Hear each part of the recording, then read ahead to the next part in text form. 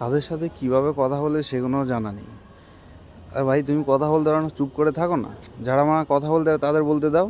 তুমি মানে ভক ভক করছে কেন, চিল্লাচ্ছ কেন? তুমি মানে ফালতু চিল্লাচ্ছ, তোমার জন্য মানে দেশের আজ কোথায় চলে যাচ্ছে মা। ফালতু আমার খালি বকছো, কথা বোঝো না সোজো না, আমার চিল্লাচ্ছে খালি। আগে কথা বোঝো ভালো করে, কথা বুঝে লাও, দেখো ওনাদের কাছে শিখে লাও কীভাবে কথা বলতে হয়। হ্যাঁ, কথা আগে শিখো তারপর কথা বলো। নাহলে তোমার কথাগুলো আমার অনেক ভালো লেগেছে, বুঝছো? এত সুন্দর করে গুছিয়ে কথা বলা সবার দ্বারা হয় না সেটা। তুমি অনেক সুন্দর করে কথা বলেছো, তা আমি সবাইকে অনুরোধ করবো তোমার কথাগুলোর জন্য শোনে। সে হলো ময়ূক রঞ্জন। আমি তো আপনাদের সামনে দিয়ে বলে দিয়েছি ওর নামে একটা মামলাও হচ্ছে। এরা টিভিতে বসে বসে ডায়লগ মেরে চট্টগ্রাম দখল নিয়ে নিল। চট্টগ্রামই নাকি দখল নিয়ে নিচ্ছে ওরা। ওরা চট্টগ্রাম দখলের ইটটা কে ছুড়লো? ইটটা ছুড়লো পশ্চিমবঙ্গ থেকে কিছু শয়তান। তারপরে ইট মারলে পাটকেল খেতে হয়। ওদেরও কিছু, এরা যেমন ঢপবাজ, ওদেরও কিছু লোক আছে তারা এক্স মিলিটারি, তারাও আবেগতাড়িত হয়ে বলে দিল তোরা আমাদের দখল করবি, চট্টগ্রাম দখল করবি, আমরা কলকাতারই দখল করে নেবো।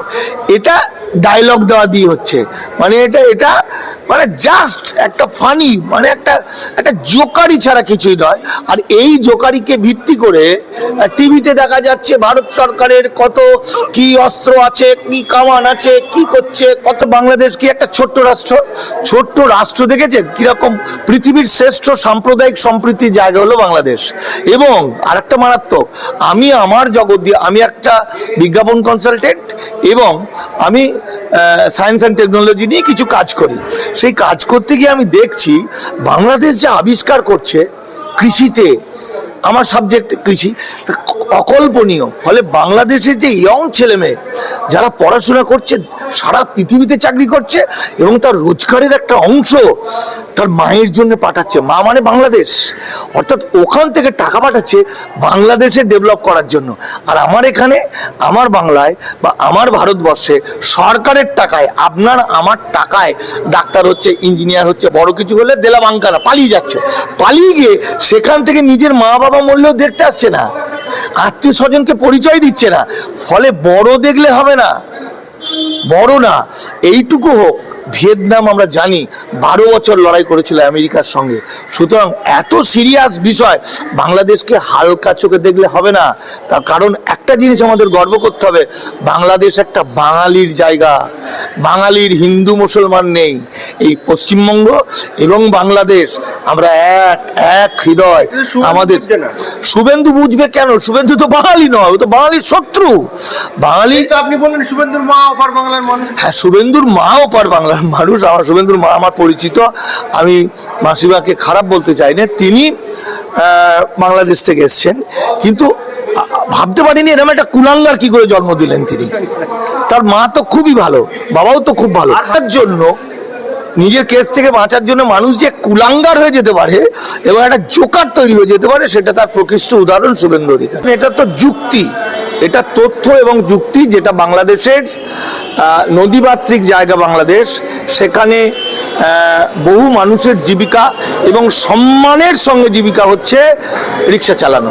এবং রিক্সা নিয়ে অনেক গানও আছে বাংলাদেশের, ভালো ভালো গান আছে।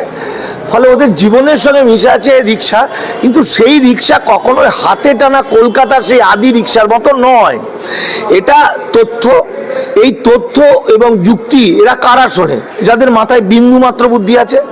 কিন্তু যাদের মাথাটা হিন্দুত্ববাদী ব্রাহ্মণ্যবাদীরা, শুভেন্দু অধিকারী, নরেন্দ্র মোদী, অমিত শাহরা গোবর ভরে দিয়েছে এবং গরুর মুখ দিয়ে ঠেসে দিয়েছে, তারা যুক্তিটা পাবে কোথায়? তারা ওটাই ভাববে।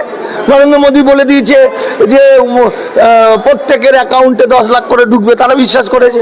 তারা যা বলবে এরা তাই বিশ্বাস করবে, কারণ এদের একটা কথা বলে না, মানে যে মানুষটা মরতে চায় তাকে বাঁচানোর অধিকার নেই কারো।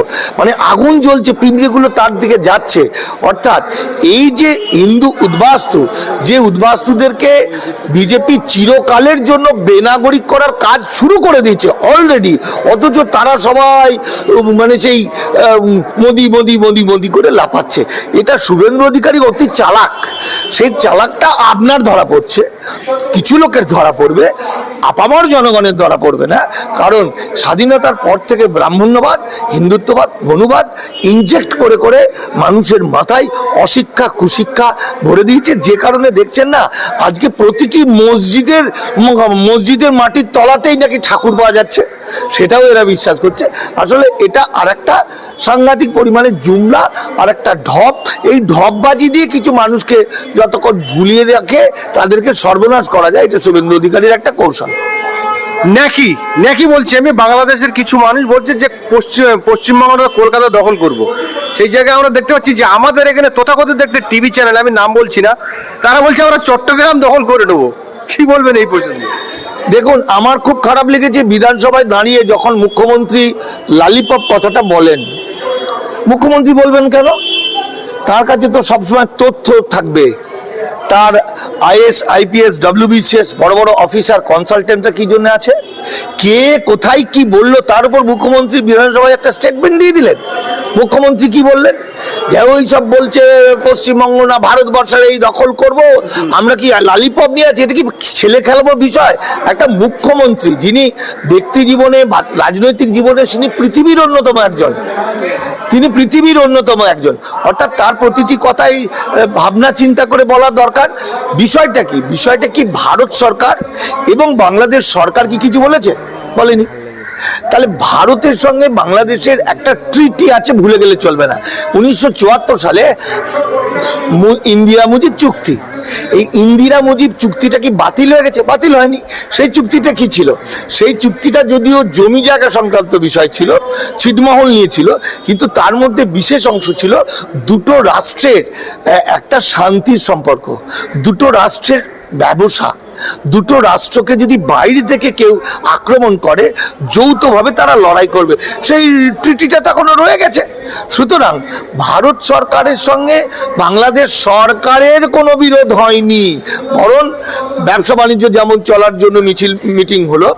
কিন্তু এখানে তো আমাদের ভারতবর্ষের আরএসএস বিজেপি এরা তো হিন্দুত্ববাদী তো টোটাল ব্যবস্থাটাই তো কুৎসা এবং মিথ্যাচারিতা, অশিক্ষা, এগুলোর উপর ভিত্তি করে।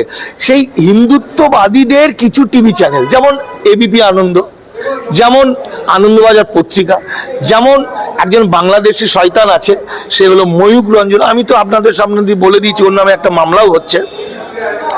এরা টিভিতে বসে বসে ডায়লগ মেরে চট্টগ্রাম দখল নিয়ে নিল।